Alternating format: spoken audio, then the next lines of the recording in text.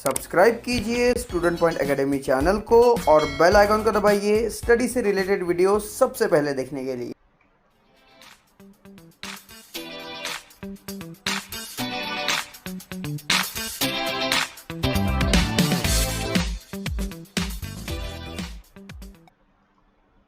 नमस्कार दोस्तों, student point academy में आप सभी का स्वागत है।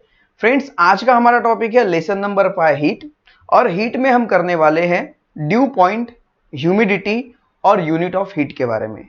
तो स्टूडेंट्स, अगर आप इस चैनल पर नए हैं या फिर आपने इस चैनल को अभी तक सब्सक्राइब नहीं किया तो प्लीज सब्सक्राइब चैनल और बेल आइकन को दबाना ना भूलें ताकि हमारे वीडियो के सारे अपडेट और नोटिफिकेशन आपको मिलते रहे। तो आइए फ्रेंड्स, स्टार्ट करते हैं ड्यू पॉइंट एंड ह्यूमिडिटी से। सो स्टूडेंट्स, क्या है ड्यू पॉइंट और क्या है ह्यूमिडिटी? देखिए, ड्यू पॉइंट तो आपके लिए शायद नया वर्ड होगा, पर ह्यूमिडिटी आपके लिए नया वर्ड बिल्कुल भी नहीं है ना? तो आइए स्टूडेंट्स, स्टार्ट करते हैं कुछ एक एग्जाम्पल से। एग्जाम्पल ऐसा है, घर में एक आपके फ्रिज तो है, फ्रिज में से एक बॉटल लीजिए ठंडी वाली, ओके, और उसे खुले में रख दीजिए। आफ्टर सम टाइम, कुछ देर के बाद आप देखेंगे कि उस बॉटल के आसपास वाटर के ड्रॉपलेट्स आ गए हैं। ओके, ये क्यों होता है? ये इसलिए होता है क्योंकि बॉटल अंदर से लीकेज होती है। कैसा होता है? नहीं, ऐसा नहीं होता है। बॉटल अंदर से लीकेज कैसे होगी?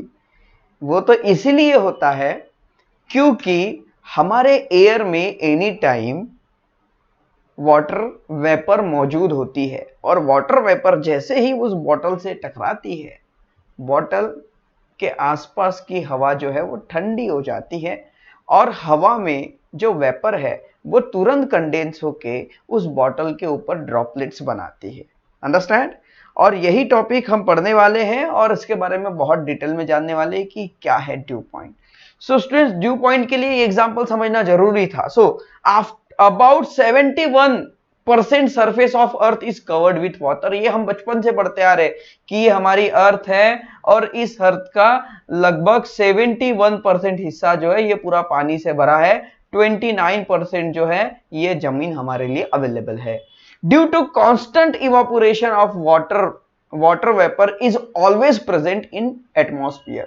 तो देखिए स्टूडेंट्स, अब 71% वाटर अगर अर्थ में है, और सूरज तो हमेशा चमक रहा होता है, सन की रोशनी ऑलवेज होती है, धूप तो हमेशा होती है, तो इस धूप के कारण क्या होता है, ये जो पानी है ये वेपर बनना शुरू हो जाता है, भाप बनना शुरू होता है। इसका मतलब vapour is always present in the atmosphere, मतलब हमारे एटमॉस्फेयर में हवा हमेशा प्रेजेंट होती है। Okay, the amount of water vapour in the atmosphere help us to understand the state of daily weather.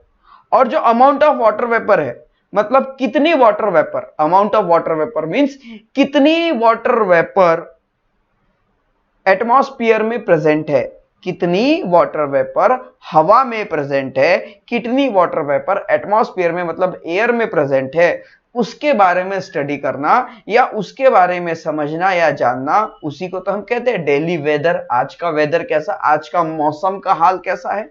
Okay, the presence of water vapour in the air make it moist. अगर हवा में water vapour है तो हवा कैसी होगी? नम, moist, मतलब हवा में नमीपन आ जाएगा। तो जो प्रेजेंस ऑफ वाटर वेपर होता है students, presence of water vapour air को मोइस्ट बनाता है, नम बनाता है। So moisture in atmosphere is called humidity. तो हमारे जो एयर है, इस एयर में या हमारा जो एटमॉस्फेयर है, एटमॉस्फेयर में अगर मॉइस्चर है, मॉइस्चर इन एटमॉस्फेयर मतलब एटमॉस्फेयर में अगर मॉइस्चर है तो वो ह्यूमिडिटी कहलाएगा। समझ में आया? For given volume of air at specific temperature there is a limit know how much water vapour the air can contain. Okay, देखिए, for a given volume of air, air का मान लीजिए कोई वॉल्यूम है, ओके, एयर की एक कोई quantity है, ओके, एयर का कुछ एक अमाउंट है। At the specific temperature there is a limit how much water vapour the air can contain. मतलब कि हवा अपने अंदर, मान लीजिए इतनी, ये एक है, मतलब इतने एरिया में एयर है, तो इतने एरिया में अगर एयर है तो ये अपने अंदर कितनी वाटर वेपर को समाकर रखेगी, बनाकर रखेगी, ये उसकी एक लिमिट होती है। ओके, इसकी भी एक लिमिट होती है कि हवा अपने अंदर कितनी वाटर वेपर को रखे। If amount exceeds in this limit, the excess vapour convert into water droplet. तो मान लीजिए कि अब यहां पर इसकी कैपेसिटी है, ओके, इसको हम क्या कर लेंगे, ये एयर है, ओके, ये रेड कलर में क्या स्टूडेंट्स, एयर है। अब हम क्या कर लेते हैं, इसकी हल्की सी थोड़ी सी इंक चेंज कर लेते हैं। ओके, अब मान लीजिए यहां पर जो ब्लू ब्लू है, ओके, ये जो पार्ट है थोड़ा बड़ा कर लेते हैं, ओके, थोड़ा बड़ा कर लेते हैं। ओके, ये है एयर, ये है एयर। अभी जो हम यहां पर एयर फिल कर रहे हैं, सॉरी, यहां पर हम अभी वाटर वेपर फिल कर रहे हैं। ओके, इसमें हम तो देखिए ये रेड रेड कलर की एयर है और इसकी कैपेसिटी है कि ये इतने ही वाटर वेपर को अपने पास रखेगी। ओके, अब मान लीजिए वाटर वेपर ज्यादा हो गए, ज्यादा हो गए, इसके अंदर ज्यादा हो गए, इसके अंदर ज्यादा हो गए, तो इसकी कैपेसिटी से ज्यादा हो जाएंगे और इसकी कैपेसिटी से ज्यादा हो जाएंगे। सही, मतलब सिंपल सी बात है स्टूडेंट्स, ये ग्लास है, ग्लास में उतना ही पानी जाएगा जितनी इसकी कैपेसिटी है। समझ में आ रहा है? और इसके ज्यादा अगर हम भरेंगे तो पानी बाहर बह जाएगा। समझ में आ रहा है? तो सबकी एक कैपेसिटी होती है, एयर की भी एक कैपेसिटी है कि वो इतना अमाउंट ऑफ वेपर अपने पास रखेगी। इससे ज्यादा अगर हो गया तो वो उस एयर को, उस वेपर को बाहर फेंक देंगी। किस फॉर्म में? वाटर के ड्रॉपलेट्स के फॉर्म में, पानी की बूंदों के फॉर्म में। जो हम सुबह सुबह जो घास और पत्ते होते हैं उस पर जो पानी की बूंदें गिरी होती है ना, वही है ये। क्योंकि जब एयर में इसकी मात्रा, वाटर वेपर की मात्रा ज्यादा हो जाती है, उसकी कैपेसिटी से ज्यादा हो जाती है, तो वो उसे कंडेंस करके वापस ड्रॉपलेट में चेंज कर देती है। Okay, when air contain maximum possible water vapour, जब एयर में उसकी कैपेसिटी के according enough water vapour present हो गई, it is said to be saturated with vapour at a temperature. मतलब मान लीजिए कि अब फिर से आते हैं इस डायग्राम पर, इस डायग्राम पर फिर से आते हैं। समझ लीजिए कि अभी टेम्परेचर है 37 डिग्री टेम्परेचर। ओके, इतना टेम्परेचर अभी है बाहर का, और इतने टेम्परेचर में वो जितनी यहां पर एयर प्रेजेंट है, ओके, जितनी यहां पर, अभी छोड़ दीजिए, यहां पर जितने वाटर वेपर प्रेजेंट है, ये उतनी, इसी कैपेसिटी 37 में इतनी ये रख सकती है। ओके, इससे ज्यादा ये नहीं रख सकता। तो ये इसकी लास्ट पॉसिबिलिटीज हो गई, ये उसकी लास्ट कैपेसिटी हो गई। तो ऐसी सिचुएशन को क्या कहेंगे कि एयर जो है वो वेपर के साथ सैचुरेट है। एयर क्या है? वेपर के साथ सैचुरेट है। अब सैचुरेट पॉइंट से अगर ज्यादा एयर उसमें, ज्यादा वेपर उसमें आ गई तो वो कंडेंस हो जाएगी और वाटर ड्रॉपलेट्स में बदल जाएगी। If the amount exceeds this limit, अगर इस लिमिट का अमाउंट बढ़ गया, the exceeded vapour convert into water droplets, ज्यादा जो वाटर वेपर अगर बढ़ जाएगी तो वो पानी में बदल जाएगी। When the air contain maximum possible water vapour, it is said to be saturate with vapour at that temperature. Means when air contain maximum possible water vapour, air में जब मैक्सिमम पॉसिबल वाटर वेपर होगी तो उसे कहा जाएगा कि वो जो एयर है वो कैसी है? सैचुरेट है। The amount of vapour needed to saturate the air depend on temperature of air. Means मान लीजिए अब यहां पर ये एक हमने एरिया बना लिया, इस एरिया में एयर प्रेजेंट है, इस एरिया में एयर प्रेजेंट है। ओके, अब इस एयर के अंदर कितने वेपर यहां पर प्रेजेंट होंगे, कितने वेपर यहां पर आ सकते हैं, ये डिपेंड करता है टेम्परेचर पर भी। किस पे डिपेंड करता है स्टूडेंट्स? टेम्परेचर पर भी। ये टेम्परेचर पर डिपेंड क्यों करेगा? देखिए स्टूडेंट्स, जब टेम्परेचर ज्यादा होता है, गर्म होता है, हवा गर्म होती है, तो ऐसे में वाटर वेपर ज्यादा, मतलब पानी जो है वो ज्यादा गर्म होता है और ज्यादा वेपर बनती है। तो ज्यादा गर्मी में ज्यादा एयर जो है वो ज्यादा वेपर अपने पास रख सकती है। ओके, पर अगर मौसम ठंडा है, ओके, जैसे विंटर सीजन में मौसम कैसा होता है? ठंडा होता है। तो ऐसे में हम देखते हैं कि शाम हो या सुबह, जैसे ही वातावरण, जो इन्वायरमेंट है, ओके, वातावरण है, जैसे ही वो ठंडा होने लगता है, पानी की बूंदें हमें सरफेस पर जमी हुई दिखाई देती है।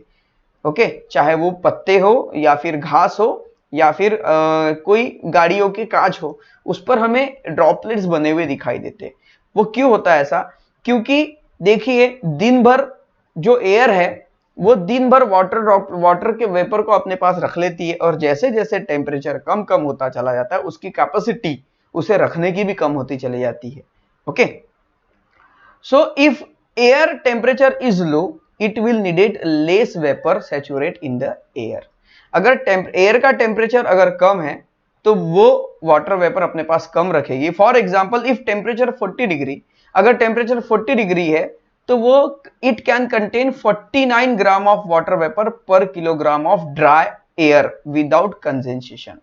मतलब अगर एटमॉस्फेयर का टेम्परेचर 40 डिग्री सेल्सियस है तो 40 डिग्री सेल्सियस वाला temperature 49 gram water vapour per kilogram dry air, मतलब 1 किलो ड्राई एयर, 1 किलोग्राम जो होंगी ड्राई एयर वो 49 ग्राम वाटर वेपर को अपने पास रखेंगी विदाउट कंडेंसेशन। मतलब अपने पास रखेंगी तब उसका कंडेंस नहीं होगा, उसके पास रहेगी। If the amount of vapour exist this limit, मान लीजिए इस लिमिट से ज्यादा अगर वेपर उसमें आ गई, the additional vapour will condense, extra vapour condense हो जाएगी। However if the temperature of air is 20 degree Celsius, अगर टेम्परेचर जो है एयर का, एटमॉस्फेयर का, एयर का टेम्परेचर अगर 20 डिग्री है तो वो सिर्फ 14.7 gram water vapour per kilogram of dry air, ये इतना ही कंडेंस कर सकती है। मतलब 1 किलोग्राम ड्राई एयर में 14.7 ग्राम वाटर वेपर ही आ सकती है जब टेम्परेचर 20 डिग्री सेल्सियस होगा। देखिए टेम्परेचर इतना था तो वाटर वेपर का कंटेन इतना था, अब टेम्परेचर कम हो गया, वाटर वेपर का कंटेन भी कम हो गया। इसका मतलब वेपर मतलब एयर में कितना वाटर वेपर प्रेजेंट होगा ये डिपेंड करता है उसका टेम्परेचर भी। Without condense, if the vapour contain in the air is less that the maximum limit then are said to be unsaturated. देखिए मान लीजिए, अब देखिए यहां पर क्या कहता है, हमने सैचुरेटेड तो पढ़ लिया। सैचुरेटेड क्या? Air is equal to vapour. Okay, air is equals to amount of vapour, मतलब इतनी एयर है, इतनी एयर में इतनी वेपर अगर होंगी, इसके प्रोपोर्शन के हिसाब से जो भी इसका प्रोपोर्शन है वो अगर बराबर है तो एयर सैचुरेटेड है। अब मान लीजिए एयर जो है, एयर कम हो गई, ओके सॉरी, एयर ज्यादा हो गई और वेपर कम हो गई। ओके, एयर ज्यादा हो गई और वेपर कम हो गई, मतलब एयर की कैपेसिटी ज्यादा है कि वो ज्यादा वेपर को अपने पास रख सकती है पर उतने वेपर अभी है नहीं। ऐसे समय में एयर जो होगी वो अनसैचुरेटेड हो जाएगी। समझ में आया? सपोज, अब आइए, suppose unsaturated air at a certain temperature is taken and its temperature is decrease. मान लीजिए unsaturated air at a certain temperature taken, मतलब किसी टेम्परेचर में अभी एयर जो है वो अनसैचुरेटेड है, मतलब एयर में अभी भी बहुत सारी जगह है कि वो वेपर को अपने पास रख सकती है पर वेपर की मात्रा कम है। ओके, तो ऐसे में एयर अभी ड्राई होगी, मौसम ठीक होगा, गर्म होगा, अच्छा होगा, ह्यूमिड नहीं होगा क्योंकि हवा में वाटर के ड्रॉपलेट्स कम है। पर जैसे जैसे मौसम ठंडा होगा, सूरज डूबते जाएगा, मौसम ठंडा होते जाएगा, the temperature of air will also decrease. तो एयर का जो टेम्परेचर है जब reaches at the air become saturate with vapour, जैसे जैसे उसका टेम्परेचर कम होता जाएगा तो उसका जो टेम्परेचर है वो एयर के सैचुरेट पॉइंट की तरफ जाते जाएगा। क्यों? क्योंकि अब क्या होगा, मौसम ठंडा हो रहा है, मौसम ठंडा हो रहा है तो एयर जो है अब वेपर, अब एयर का टेम्परेचर धीरे धीरे कम होगा और इस पॉइंट पे आएगा कि वेपर का अमाउंट और एयर का अमाउंट जो भी है इक्वल, मींस उनके रेशो के बराबर है। ये दोनों इक्वल नहीं होते, बस उनका जो रेशो है वो रेशो बराबर है। ओके, इक्वल रेशो में ये आ गए, जो उनका रेशो है वो उसमें आ गए। अब होगा क्या, अब मौसम और ठंडा हो रहा है। ओके, अभी तो सिर्फ शुरुआत हुई है, अब इन्वायरमेंट और कोल्ड हो रहा है। ऐसे में क्या हो जाएगा, एयर कम हो जाएगी, एयर का टेम्परेचर कम हो जाएगा और उसके हिसाब से वाटर का वेपर जो है, वाटर वेपर उसमें जो प्रेजेंट है वो ज्यादा हो जाएगी। मतलब धीरे धीरे ये प्रोसेस उल्टी हो जाएगी। Okay, this temperature is called due point, और इस टेम्परेचर को हम कहेंगे ड्यू पॉइंट। क्या कहेंगे स्टूडेंट? Due point. क्यों? जब ऐसा होता है तो क्या होता है कि वेपर जो है, अब वेपर एक्स्ट्रा हो गई, एयर के टेम्परेचर के मुताबिक वेपर ज्यादा हो गई, तो ऐसे में क्या करेगी, एयर वेपर को अपने पास नहीं रख पाएगी, जिसके कारण वेपर हो जाएंगी कंडेंस। कंडेंस होने से वो फिर से पानी के बूंदों में बदल जाएगी, जिसके कारण सभी तरफ कोहरा दिखाई देगा, जिसे ओस, ओद या कोहरा कहते हैं। विंटर सीजन में देखा होगा आपने, सुबह उठो तो सब कुछ सफेद सफेद दिखाई देता है, वो पानी की छोटी छोटी बूंदें होती है। ओके, उसे वाटर ड्रॉपलेट्स कहते हैं। और उस कोहरे को ही, वो कोहरा जिस पॉइंट पर बनता है उसे कहते हैं ड्यू पॉइंट। क्या कहते हैं students? Dew point of that temperature. जिस टेम्परेचर पर वो कोहरा बनेगा उसे हम कहेंगे ड्यू पॉइंट। सॉरी।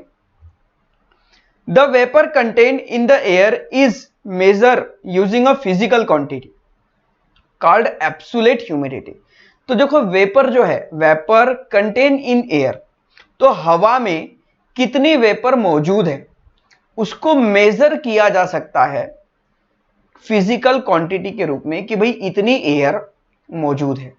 ओके, उसकी फिजिकल क्वांटिटी की इतनी मात्रा में, जो भी है, ग्राम में है या किलोग्राम में है, जिसमें भी है, ओके, वो उसको मेजर किया जा सकता है, और उसके मेजर को ही कहते हैं absolute humidity. Okay, the mass of vapour present in a unit volume of air is called absolute humidity. देखिए, the mass of vapour present in a unit volume, मतलब कि एयर का इतना वॉल्यूम है, ओके, और इतने वॉल्यूम में, air का इतना वॉल्यूम है, इतने वॉल्यूम में इतनी वेपर मौजूद है। ओके, इतनी वेपर मौजूद है, तो इसे आप गिनते हो, इसे आप गिनकर आप ये बताते हो कि यहां पर वेपर का मास इतना है, XYZ जो भी होगा। अब उसके मास को अगर आप कैलकुलेट करते हो तो उसे कहा जाता है एब्सोल्यूट ह्यूमिडिटी। समझ में आया एब्सोल्यूट ह्यूमिडिटी यानी? So generally absolute humidity is measure in kilogram per metre cube. So absolute humidity को किलोग्राम पर मीटर क्यूब में मेजर किया जाता है। द फीलिंग ऑफ ह्यूमिड और dry nature of air not only depend on the amount of vapour in the air but also depend on how close that amount is for making the air saturate with vapor. Okay, ध्यान से सुनिए इसमें, the feeling of humid और dry, कई बार आपको हवा humid लगती है, ह्यूमिड में पसीना चिकटा सा आता है, चिकट पसीना आता है, ऐसे बॉडी को ऐसे हाथ लगाओ तो चिपचिपी बॉडी महसूस होती है। ओके, तब एयर ह्यूमिड होती है। उसका मतलब क्या होता है कि हवा का टेम्परेचर कम होता है और वाटर वेपर उसमें ज्यादा होती है। और ऐसा कब होता है? ऐसा तब होता है जब बारिश के बाद धूप निकलती है। ओके, उस समय ऐसा होता है ज्यादातर, तो उसे हम ह्यूमिडिटी कहते हैं। ओके, ह्यूमिड, ऐसे में इन्वायरमेंट जो है वो ह्यूमिड होता है। या फिर हवा ड्राई है, ये कब पता चलेगा? ह्यूमिड का मतलब तो पता चल गया, हवा ड्राई। तो देखिए स्टूडेंट, समर वेकेशन होता है ना, समर वेकेशन में गर्मी बहुत लगती है, तो समर वेकेशन में हमारी बॉडी में जो पसीना आता है वो चिकट पसीना नहीं होता, चिपचिपा नहीं होता है। ओके, उसमें बॉडी चिपचिपी नहीं होती है, ऑयली ऑयली फील नहीं होती है, बॉडी ड्राई फील होती है और पसीना तो आता है। तो ऐसे समय में जो एयर होती है वो ड्राई होती है, उसमें मॉइस्चर नहीं होता, नमीपन नहीं होता, सूखी हवा होती है। Okay, so the feeling of humid और ड्राई, आप कभी ह्यूमिड फील करते हो या आप कभी ड्राई फील करते हो? Okay, nature of air not only depend on the amount of vapor in the air, मतलब हवा का ह्यूमिड होना या हवा का ड्राई होना, ये सिर्फ वेपर पर डिपेंड नहीं करता। ये सिर्फ उस पर डिपेंड नहीं करता कि वेपर कितनी प्रेजेंट है, वेपर कितनी प्रेजेंट है सिर्फ इस पर डिपेंड नहीं करेगा कि एयर ह्यूमिड है या ड्राई है, but also it depends on how close that amount is for making the air saturate with vapor। मतलब कि एयर को सैचुरेट बनाने के लिए जो टेम्परेचर है वो टेम्परेचर कितना है, कितना पास में है, कितना गिरेगा या कितना उसके पास में हम जा रहे हैं।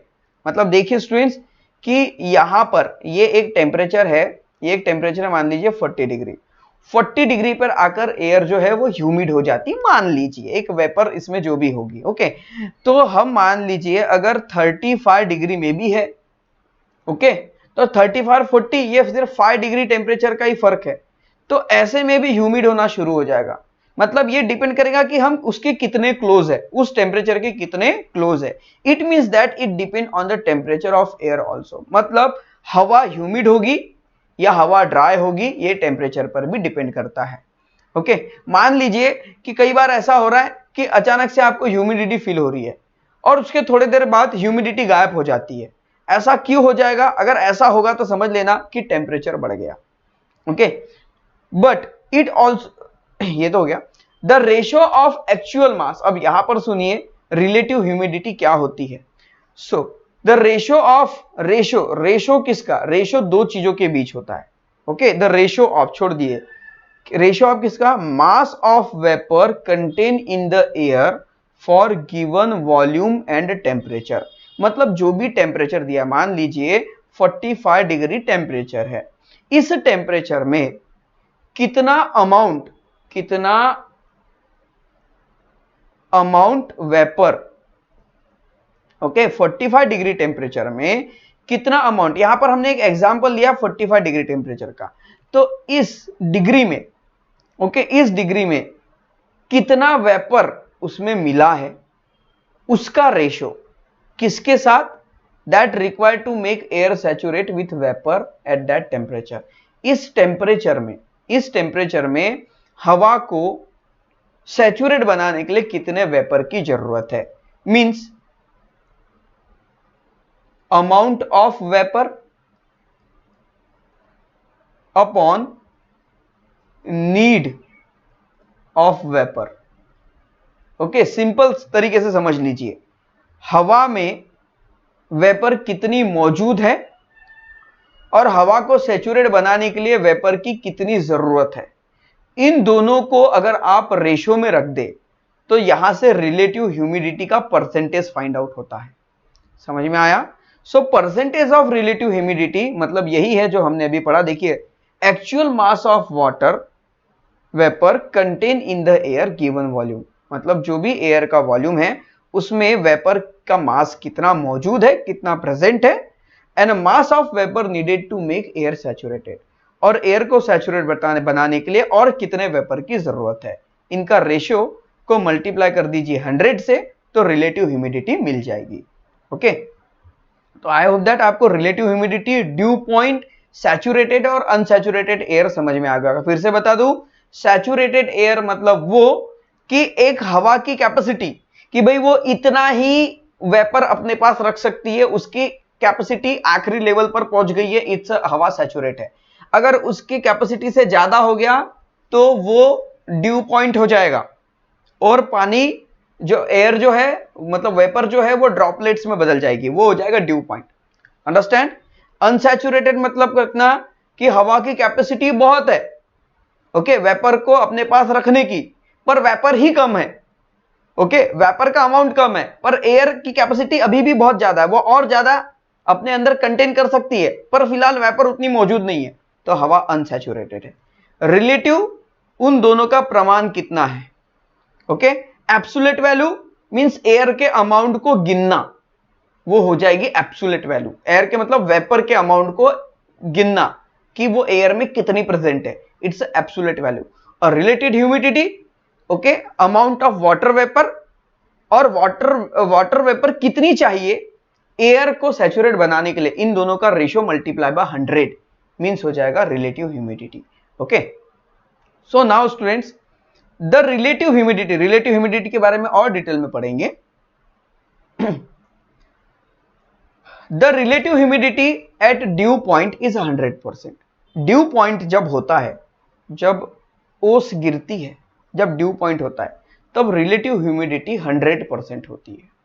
If relative humidity is more than 60%, we feel that air is humid.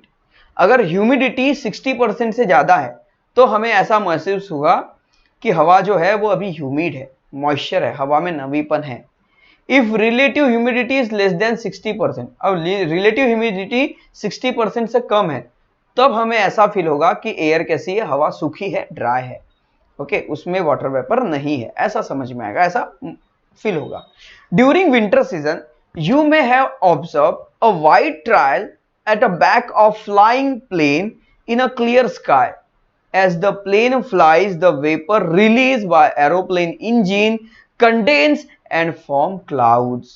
If surrounding air is having more relative humidity, it take long time for a white trial. देखिए स्टूडेंट, आपने एरोप्लेन को देखा होगा, देखा ना एरोप्लेन को, okay, aeroplane को तो जरूर देखा होगा। कैसा, ऐसा ही रहता है भी शायद एरोप्लेन, यस, मैंने सही बना लिया, ओके। तो एरोप्लेन में यहां पर जो इंजिन्स लगे होते हैं, ओके, वो क्या करता है, इंजन से यहां से धुआं छोड़ते हुए जाता है। जब वो आकाश में उड़ता है क्लियर स्काई में, हमें व्हाइट ट्रायल, ऐसे रेल की दो पटरियों के जैसे ऐसे दो पैरेलल लाइन ऐसे दिखाई देती है, जिसे हम व्हाइट ट्रायल कहते हैं, ये दिखाई देती है। ये ऐसा क्यों होता है? ऐसा इसलिए होता है जब रिलेटिव ह्यूमिडिटी, ओके, इस surrounding air is having more relative humidity, मतलब रिलेटिव ह्यूमिडिटी अगर ज्यादा है, ओके, ऐसा विंटर सीजन में ही दिखाई देता है, जब रिलेटिव ह्यूमिडिटी ज्यादा होती है, ओके, तो जब ये वाटर वेपर, एरोप्लेन जब वाटर वेपर को छोड़ता है तो वाटर वेपर तुरंत कंडेंस हो जाती है और कंडेंस होकर पानी में बदल जाती है, और उस समय वो वहां पर एक बादल बना लेती है, ओके ओके, और ये जो क्लाउड है, वो जो बादल है, वो हमें व्हाइट ट्रायल के रूप में दिखाई देते हैं। Form by condensation of vapour, क्यों? क्योंकि यहां पर वेपर तुरंत कंडेंस हो जाती है। क्यों? क्योंकि रिलेटिव ह्यूमिडिटी वहां पर बहुत है। It disappear if relative humidity of surrounding air is less. मान लीजिए अगर रिलेटिव ह्यूमिडिटी कम है तो ये नहीं दिखाई देंगी, या फिर ऐसा समझ लीजिए either the size of white trial may be smaller, मतलब या तो ऐसा होगा कि व्हाइट ट्रायल बहुत कम बनेंगे, या फिर ऐसा होगा कि व्हाइट ट्रायल बनेंगे ही नहीं, it may not even get form. तो समर वैकेशन में कभी भी देखना एरोप्लेन को उड़ते हुए वो इस तरह से छोड़ते हुए नहीं जाता है। क्यों? क्योंकि बनता ही नहीं है, वो छोड़ता है, ओके, यहां से वाटर वेपर निकलती है पर वो कंडेंस ही नहीं होती, क्योंकि टेम्परेचर बहुत ज्यादा होता है, और विंटर में टेम्परेचर कम होता है, तो ये वेपर जो है तुरंत कंडेंस हो जाती है और क्लाउड बना लेती है। First, take a bottle of cold water out of refrigerator and keep it outside for a while, observe the outer surface of bottle. मैंने इसके पहले ही एक एग्जांपल ले लिया था कि फ्रिज से बॉटल लीजिए, उसे बाहर रखिए थोड़ी देर के लिए और बॉटल के सरफेस को ऑब्जर्व कीजिए क्या होता है। सबसे पहले आपने पढ़ लिया था, समझ लिया था, अभी इसे समझाने की जरूरत नहीं है। Drop of water can be observe on the outer surface of bottle in the same way, okay, यहीं पे दिया हुआ है। If we observe the leave of plant grass और window glass of a vehicle in early morning, we see water droplet collected in the surface. चाहे आप पत्तियों पर देखो, घास पर देखो, या अपने कार के कांच पर देखो, ओके, क्या होता है कि वाटर की ड्रॉपलेट्स उस पर जम जाती है, ओके। ये क्या है? ये ड्यू पॉइंट से बनी हुई ओस है, जिसे हम कोहरा कहते हैं। Through these two observation we sense the presence of water vapour in the atmosphere. इनसे हमें यह पता चलता है कि हवा में, ओके, एयर में, एटमॉस्फेयर में वाटर वेपर हमेशा प्रेजेंट होती है। व्हेन एयर कूल्स, जब हवा ठंडी हो जाती है, due to decrease temperature it become saturated with water vapour. Temperature गिर जाता है, टेम्परेचर गिरने के कारण हवा ठंडी हो जाती है, हवा ठंडी हो जाएगी तो वो एयर जो है वो सैचुरेट हो जाएगी, okay. As a result excess water vapour get convert, जिसके कारण जो एक्सिस वाटर वेपर होगा वो छोटे छोटे ड्रॉपलेट्स में, पानी की बूंदों में कन्वर्ट हो जाएगा। The due point temperature is decide bye amount of vapour in the air. तो ड्यू पॉइंट का जो टेम्परेचर है, ड्यू पॉइंट का जो भी टेम्परेचर होगा वो टेम्परेचर डिसाइड करता है कि कितना amount of water vapour air में रहेगा, ओके। अब आइए यूनिट ऑफ हीट के बारे में देखते हैं, जो लास्ट टॉपिक है। The unit of heat are joule. Heat की यूनिट जूल है, इसे जे से डिनोट करते हैं। किसमें? एसआई यूनिट सिस्टम में, एसआई सिस्टम में, okay.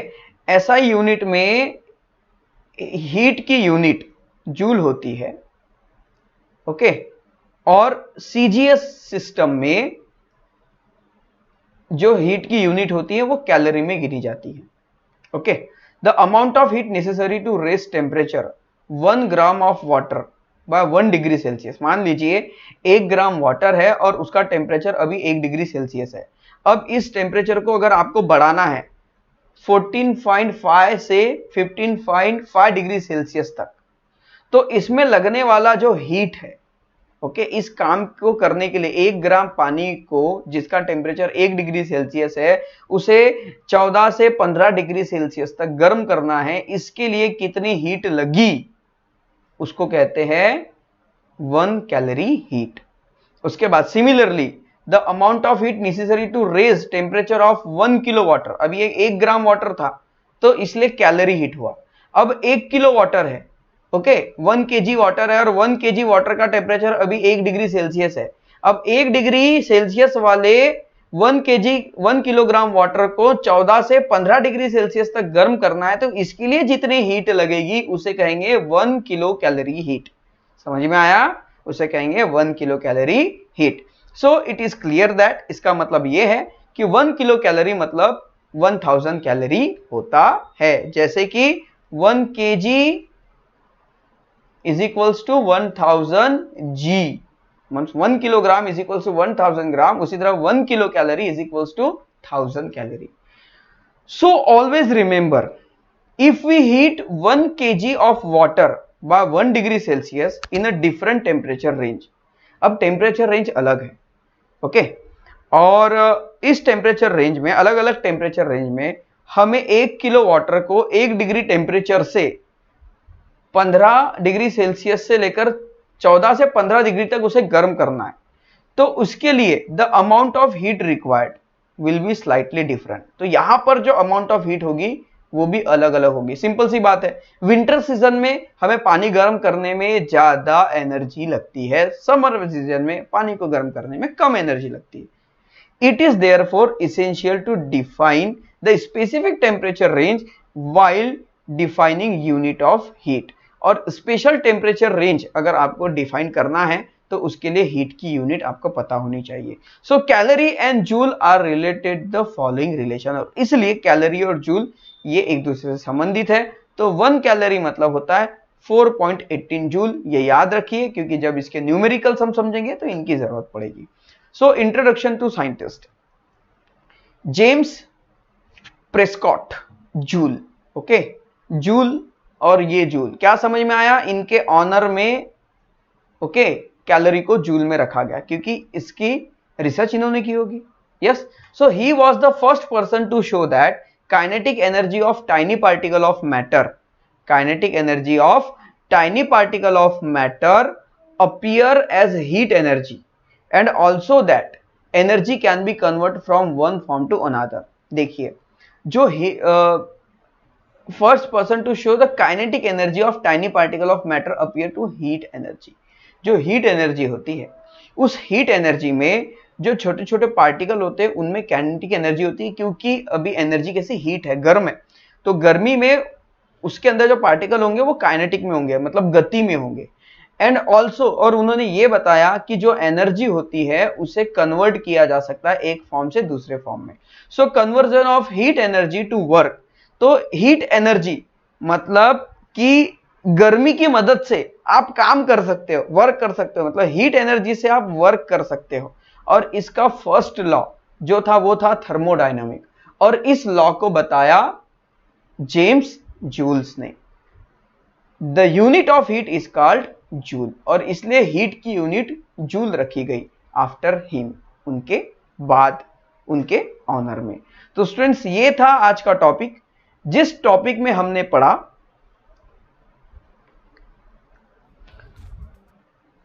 Due point, humidity and unit of heat के बारे में। तो आई होप दैट ये टॉपिक आपका क्लियर हो चुका होगा और इसमें कोई कंफ्यूजन नहीं रहा होगा। तो स्टूडेंट्स, अगर आपको ये वीडियो अच्छा लगा तो वीडियो को लाइक कीजिए, हमारे चैनल को सब्सक्राइब कीजिए, हमारे साथ बने रहिए और देखते रहिए स्टूडेंट पॉइंट एकेडमी। तो मिलते हैं फ्रेंड्स नेक्स्ट वीडियो में, तब तक के लिए बाय बाय।